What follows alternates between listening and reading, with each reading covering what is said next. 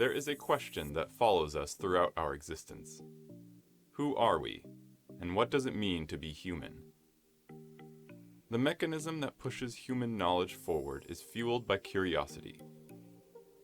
Israeli historian Yuval Noah Harari brings insights from science and the humanities together to answer the curiosity of what it means to be human, with his book, Sapiens, A Brief History of Humankind. The book is drawing on insights from biology, anthropology, paleontology, and economics. The author explores how our cultural history has shaped our human societies and why we engage in certain behaviors the way we do. The book covers sociology, history, anthropology, biology, and more. But it's far more complex than that. It tells the story of how Homo sapiens came to be the dominant species on Earth from evolution to present day. This is an ambitious attempt to capture the complexities of human existence, all explained in fine lines of print. As the book portrays, human history has been shaped by three major revolutions. Firstly, there was the cognitive revolution, which happened more than 70,000 years ago.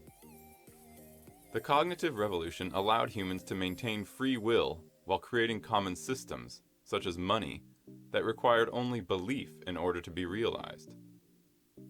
When the cognitive revolution occurred, sapiens were able to imagine and describe things which do not exist in the real world. This fictive language has enabled all finance, culture, religion, and politics in the millennia since. The ability to believe in an afterlife can lead to a belief in morality, which can lead to a belief in human rights. None of these concepts exist in the natural world. They are all collective imaginations of humanity. Yet they all shape the destiny of our species and our planet, more than our genetic code ever has. This period was followed by the agricultural revolution that took place 10,000 years ago. The author is referring to this period by building narratives from some of the first known hunter-gatherers to the first major agricultural civilization that led to the beginning of globalization. This was a period of technological improvement and increased crop productivity that occurred in Europe. During this period, the sapiens developed and implemented major inventions that spurred a shift in agricultural production, and therefore improving our life standards. Ultimately, the scientific revolution brought forward the period when humans made the transition to a scientific and factual approach towards life. According to the book, this period started 500 years ago and is constantly improving. These revolutions serve as proof that humans were able to form ideas that no other life form was able to do, such as politics, religion, and capitalism. Furthermore, the scientific revolution, which emphasized systematic experimentation as the most valid research method, resulted in developments in mathematics, physics, astronomy, biology, and chemistry. These developments transformed the views of society about nature. Also, those concepts contributed to the human's process of overcoming the forces of natural selection. Interestingly enough, the author accepts the common view that our basic emotions and desires weren't influenced by these revolutions. Here the author is referring to our fundamental sexual and romantic needs. The author also refers to our eating habits that haven't changed much. However, this aspect can be argued by recent scientific and nutritional discoveries that lead to significant changes in our diet. For example, more and more people are shifting away from meat and sugar-based diets due to scientific discoveries that prove they do not contribute to a healthy lifestyle. In contemporaneous times, sapiens represents the only remaining species of human. A very long time ago, 100,000 years ago to be more precise, at least 6 human species inhabited the Earth. Today there is just one, us, the Homo sapiens. According to the book, Homo sapiens rule the world because it is the only animal that can believe in things that purely exist in its own imagination, such as gods, states, money, and human rights. And that shows the power of our thoughts. and how this can manifest into compelling concepts that define our existence. Furthermore, Harari believes it was our unique cognitive abilities that made the difference. This aspect is strongly linked with the cognitive revolution mentioned above. Harari writes, this gave them the edge over their rivals to spread from East Africa across the planet. Most humans assume that we were always the ones in charge. Naturally, we feel entitled to everything, given our superior knowledge and intelligence when compared to animals. However, Yuval Noah Harari and his book serve as a reminder to us that long before we built the pyramids, wrote symphonies, or walked on the moon, there was nothing special about us. Our greatness as humans can be defined by achievements and milestones, the successes that we had in our endeavors. The most important thing to know about prehistoric humans, Harari writes, is that they were insignificant animals with no more impact on their environment than gorillas, fireflies, or jellyfish. It is important to note that other species also have big brains and certain intellectual capabilities. But the Homo sapiens were successful due to their ability to cooperate on a large scale. Humans have learned how to organize as nations, companies, and religions. This gave us the opportunity to act more efficiently together and to accomplish complex tasks and achieving greater things by working together. Other literary sources refer to this concept as collective learning. Apart from science and intellectual capabilities, capitalism is undoubtedly another force to which humans identify with. The author argues that capitalism is different from wealth. Capitalism is when you take earnings from a venture and reinvest into production by opening more factories, hiring more laborers, investing, etc. In other words, when money is hoarded into a chest, that represents wealth and not capital. The book offers great expletive examples by referring to emperors who were unable to find capital to fund risky expeditions, and a group of wealthy people came together to fund projects.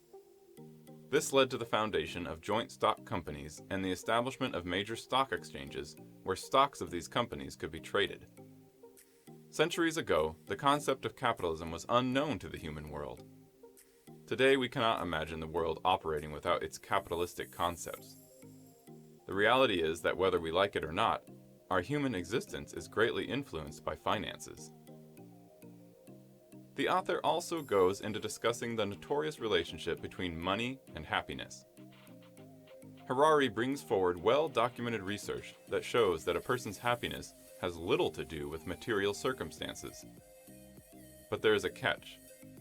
Money can certainly make a difference on a person's happiness, but only when it lifts us out of poverty.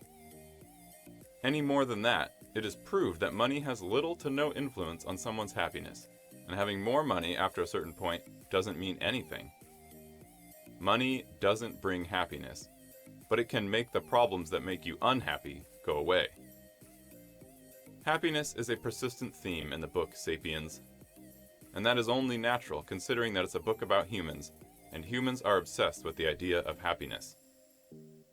Harari is suggesting in the book that the lives lived by sapiens today may be worse than the lives lived 15,000 years ago. However, this argument seems absurd considering the comfort, technological capabilities, medical discoveries, only to name a few, that we can enjoy in our present times and which are facilitating an easier and happier life. Differently from the material worlds, the author also talks about religion and makes some interesting observations. He goes on explaining the concept of dualism and monism. Monism refers to the concept of one omnipresent and all-powerful God. But dualism argues that if God were all-powerful, why does evil exist in our society? Dualism hence talks about the good and the bad, the God and the devil. It argues that these two forces are always active and keep each other in check. This can be interpreted as the universal balance of spiritual forces. Whether we choose to believe or not the aspects that dictates our spiritual journey, we must admit that sometimes there is more to life than simply what walks the Earth's surface. Towards the end of the book, the author starts asking some pertinent questions that are relevant to the destiny of our species. One of the main questions is, What is the next chapter for Sapiens, for us humans? This question is difficult to answer because no one can foresee the future. But a certain trajectory for humans can be anticipated, taking into consideration our journey so far. Humans are destined for great things and nothing less. Our complexities are what make us special, and we should be proud of that. Certainly, there are things that we can improve upon, but life is a process and a beautiful one. So sit back and enjoy the ride. All in all, the author builds narratives from some of the first known hunter-gatherers to the first major agricultural civilization to the beginning of globalization. The latter half of the book is dedicated to predictions, sifting through human history to extract likely themes for the future. Harari makes no claims regarding the longevity of the human race, making Sapiens at once powerful and realistic. Sapiens subtly introduces broader ideas about cultural evolution, until the reader is forced to question their most basic assumptions about our society and its origins. Artfully crafted anecdotes blend together with sweeping rhetorical questions, making it easy, almost necessary, for a reader to doubt their views and start asking questions about their existence and the human's existence overall. Although the book is billed as a short history, it is just as much a philosophical meditation on the human condition. One great overriding argument runs through it, that all human culture is an invention. The rules of football, the concept of a limited liability company, the laws related to property and marriage, the character, actions, and notional edicts of deities, all are examples of what Harari calls imagined order. Sapiens, A Brief History of Humankind, provides a wonderful framework and perspective for guiding and interpreting what we do and how we act as humans.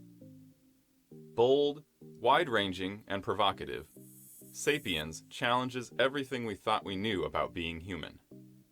Our thoughts, our actions, our challenges, and our achievements, our past, and most importantly, our future.